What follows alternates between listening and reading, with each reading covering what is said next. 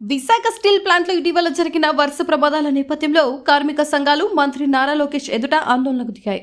ప్రమాదాల్లో ప్రాణాలు కోల్పోయిన కార్మికుల కుటుంబాలకు 1 కోటి రూపాయల చొప్పున పరిహారం అందించాలని డిమాండ్ చేశాయి. గాయపడిన కార్మికులకు మెరుగైన వైద్యం, తగిన నష్టపరిహారం కల్పించాలని కోరాయి.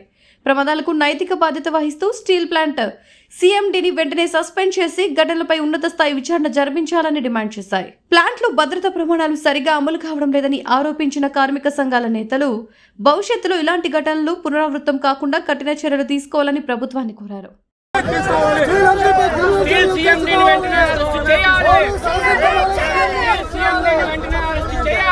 కుటుంబానికి 1 కోటి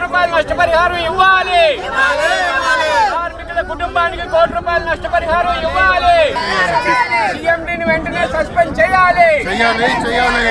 సీఎండీని వెంటనే అరెస్ట్ చేయాలి. సీఎండీని వెంటనే అరెస్ట్ చేయాలి. కార్మిక కుటుంబానికి 1 కోటి రూపాయల నష్టపరిహారం ఇవ్వాలి. కుటుంబానికి 1 కోటి రూపాయల నష్టపరిహారం ఇవ్వాలి. కుటుంబానికి 1 కోటి రూపాయల నష్టపరిహారం ఇవ్వాలి.